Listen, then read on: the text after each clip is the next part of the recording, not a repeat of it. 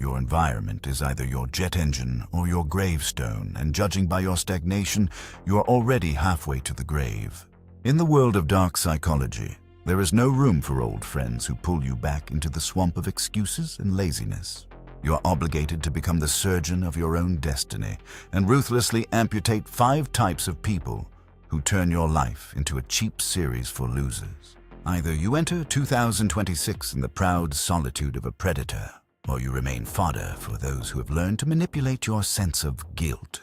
You feel your skin becoming too tight when you enter a room where these people await you, and this is not just social awkwardness, it is biological rejection. Your adrenal glands dump cortisol into your blood, preparing you for fight or flight, but you force yourself to stand still and smile.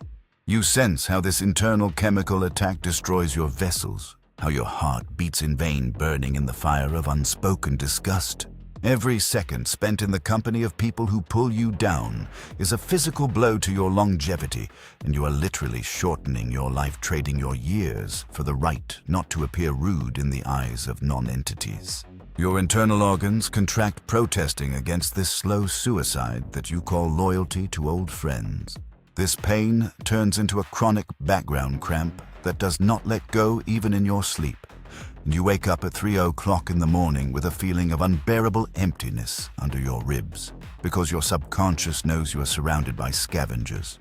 You feel your mental energy, which should have built empires, being spent on the endless chewing of other people's gossip and petty grievances. Your temples pulse with tension as you try to squeeze your massive ideas into the narrow frames of their small-mindedness. You feel like a giant trying to walk in a crouch inside a dollhouse, and your knees and back crack from this unnatural posture. You are physically deforming by adjusting to the standards of those who fear your growth, and every time they say, "Be simpler," it is a command for you to become smaller, weaker, and more accessible to their parasitism. Remember that chill in the back of your head when you suddenly realize that these people celebrate your defeats louder than your victories. You feel their sympathy in moments of your fall, oozing with a sickly sweet poison that brings them true pleasure. This is the pain of realizing that you are in a circle of enemies who disguise themselves as allies, and you feel your spine weakening, losing its support, because those you counted on are just shadows disappearing at the first sign of a real storm. Your hands tremble with the rage you suppress when you see their fake faces, but you continue to play this game because you fear remaining in a vacuum. You feel betrayed, not by them but by yourself, because you voluntarily let these wolves in sheep's clothing into your most sacred circle. Your pain is the erosion of your future, and you feel how every minute of conversation with a whiner or a loser eats away a piece of your tomorrow. This is a sensation of blood loss as you realize your ambitions are turning pale and anemic. You sense your intellect dulling when you are forced to choose simpler words so as not to offend them with your superiority, and this is degradation at a cellular level. Your neural connections responsible for risk and dominance are atrophying, replaced by a habit of the comfortable swamp of mediocrity. You smell the rot coming from your hopes, which you buried alive, just to fit in with a company of those you secretly despise. Your eyes lose their brilliance, turning into dull mirrors, reflecting someone else's grayness. Feel the heaviness in your legs, as if you are walking knee-deep in thick mud, and this is the weight of the obligations you took upon yourself toward people who do not deserve even a glance. You feel their expectations tangling around your ankles like barbed wire, and every step forward causes you sharp physical pain. You owe them your time, your attention, your success. They keep count of debts you never took. You feel your neck stiffen from the need to constantly look back, checking if you have pulled too far away from your pack of losers. This is the pain of a slave who has fallen in love with his chains, because they are made of the soft fabric of habit and false nostalgia. You are suffocating in this cocoon of foreign fears, unable to spread your wings, because doing so would destroy their cozy little world. Feel this electric discharge of disgust when you see their call on your phone screen and your finger freezes over the answer button, and in that moment, you feel your will breaking with a dry snap. You surrender again and let them steal your evening, your mood, and your self-belief once more. This is a feeling of total powerlessness when you realize you are not the master of your life, but just a free psychologist for those who do not want to change. Your teeth are clenched to the point of pain, your jaw cramps from a suppressed scream that has been stuck in your throat for many years. You feel your personality delaminating, turning into dust under the pressure of this need to conform to foreign, insignificant standard. Your pain is the realization that 2026 will be the final point for you if you do not start cutting into the living flesh. You feel time slipping through your fingers like red-hot sand burning your skin. Every later in the matter of cleaning your circle is another scar on your dignity. You feel like a hunted animal that sees the exit but fears the pain of the jerk out of the trap. But know this, the pain of amputation is short, while the pain of gangrene is eternal. You feel this gangrene already rising higher through your social connections, poisoning your mind and paralyzing your ability to act. Your sleep turns into a nightmare, where you drown in a mass of gray faces, pulling at your clothes into the abyss, and you cannot scream because your mouth is stuffed with their complaints and excuses. Feel this limit and feel a cold, icy rage at yourself being born in your stomach for allowing this to happen, and know that this rage is your only ally. Let it pour through your veins, turning your weakness into steel determination. Feel how this pain becomes the fuel for your future purification. You must hate your current environment so much that the very thought of meeting them causes a gag reflex. Only through this total disgust will you find the strength to pick up the scalpel and forever cut these 5 parasites out of your life. Your pain is the call of your true nature, demanding sovereignty and the purity of your space. Do not dare ignore this cry, otherwise by 2026 nothing will remain of you but an empty shell in which someone else's whining will echo. Why does your environment possess such crushing power over your future that even the most brilliant design can suffocate in the hands of mediocrities? The answer lies in the ruthless law of social entropy. And psychology states that your cognitive standards, your threshold of tolerance for failure, and even your level of ambition are averaged across the 5 people you spend the most time with. If these people live in a mode of survival complaints and self-justification, your brain automatically begins to perceive such behavior as a safety norm, and you turn into a hostage of someone else's ceiling, which becomes an impenetrable floor for you. Niccolo Machiavelli, in his instructions to the prince, emphasized that the wisdom of a ruler is primarily evaluated by the people he has surrounded himself with. If his ministers are incompetent or seek only their own benefit, then the sovereign himself will inevitably make fatal mistakes, no matter what talents he possesses. Your environment is your operating system, and if viruses of someone else's laziness and envy are loaded into it, no powerful hardware of your intellect will save you from a system failure. Machiavelli understood that friendship in politics and power is only a temporary alliance for the sake of achieving goals, and as soon as a person ceases to be useful for your ascent, he turns into a dangerous ballast that the enemy can use against you. Your false loyalty to non-entities is a betrayal of your own destiny. Arthur Schopenhauer went even further, arguing that a person can only be truly himself in solitude. Schopenhauer compared people to porcupines, trying to keep warm on a cold night. They huddle together, but their needles cause mutual pain. Your toxic connections are those very needles that pierce your will every time you try to get close to someone for the sake of escaping boredom.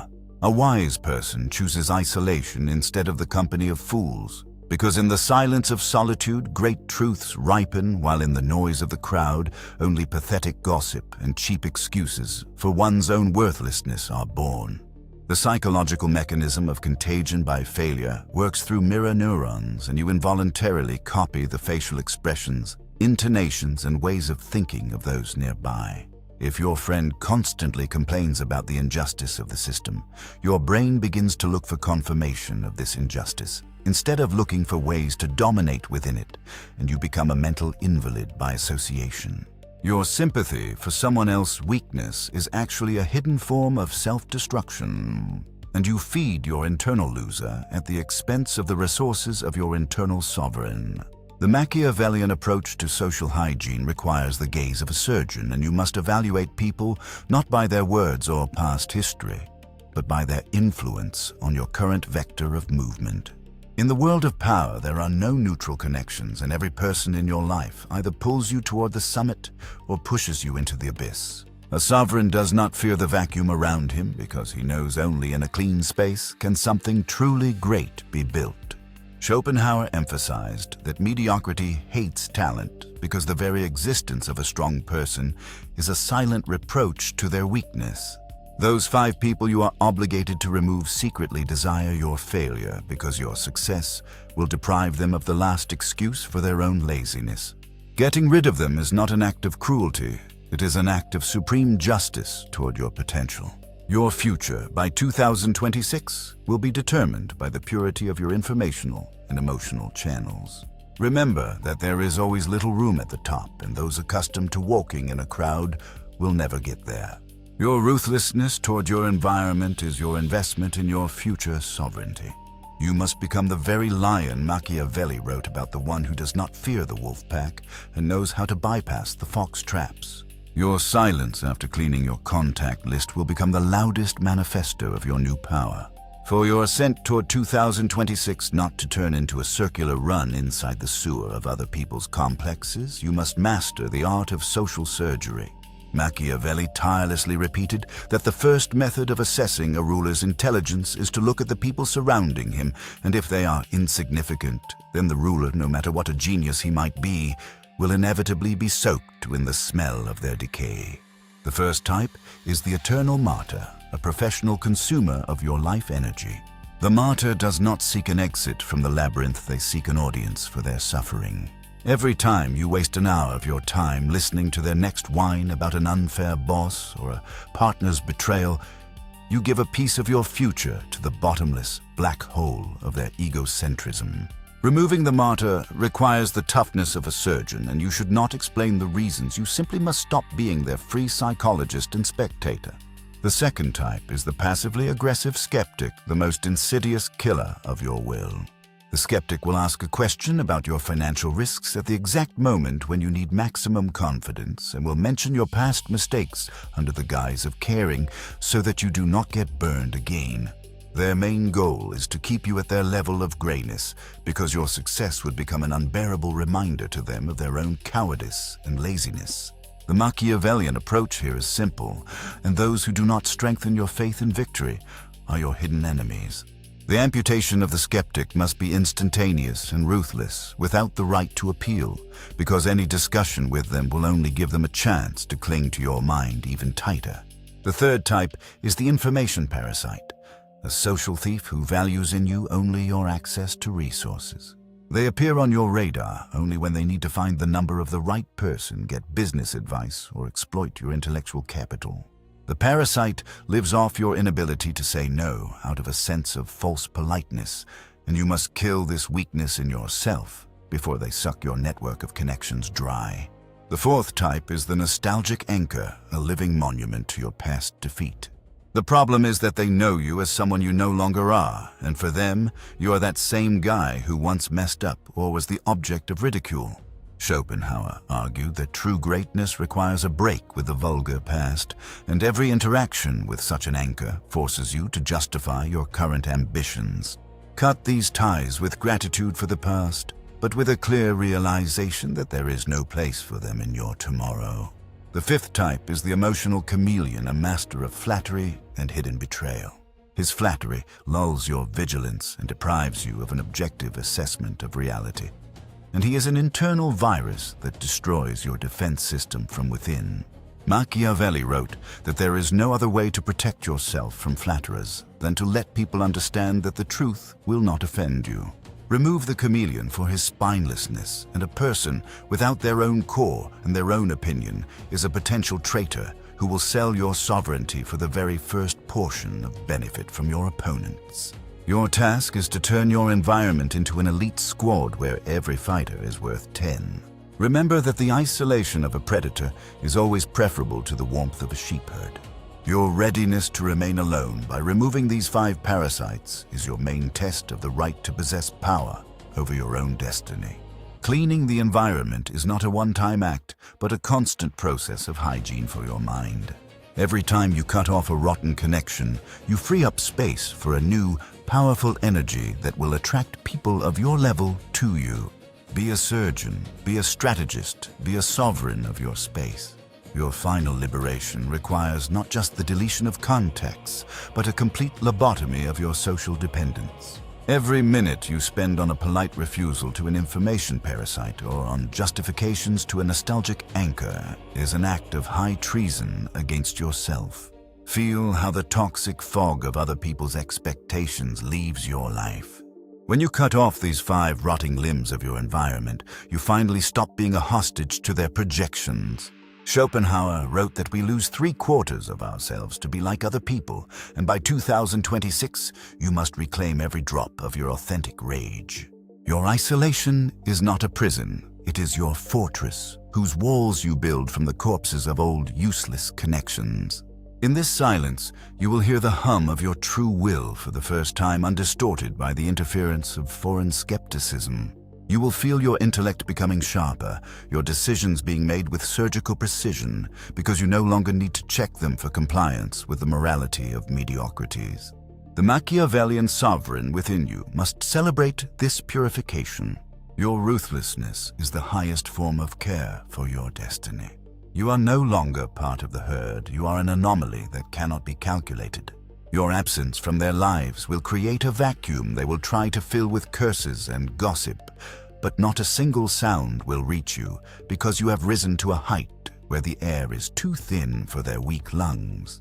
By 2026, you will become a legend of the disappeared friend who returned as the undisputed master of the situation. Your disappearance from their lives is not a flight, it is a strategic regrouping of forces before the final blow that will erase their memory of you as an equal. Your pain from the parting is merely the phantom pain of amputated gangrene. Remember that those you left below would have sacrificed you to their comfort at the first opportunity. You are building a new hierarchy where a place beside you must be earned with blood and dedication to the cause, not with old acquaintance. Your 2026 will become a singularity point where your past finally burns away, clearing space for the supernova of your triumph. You have become the architect of the void, and in this void, you will erect the temple of your dominance, where the only law will be your will. Feel how the cold metal of your new determination permeates your every decision. You no longer seek sympathy. You seek efficiency, and you no longer ask for permission, you present a fait accompli. By 2026, you must become so impenetrable to foreign influence that the very thought of an attempt to manipulate you causes terror in those around you. You are a sovereign who has cut weakness out of his heart and traitors out of his circle. Your silence is your most powerful response to the world of losers. It is the sound of the door slamming shut on your greatness. Go and do not say goodbye, and your path to 2026 lies through the ashes of your old connections, and this fire is the most beautiful light you have ever seen. Rule over your solitude until it turns into your unshakable empire.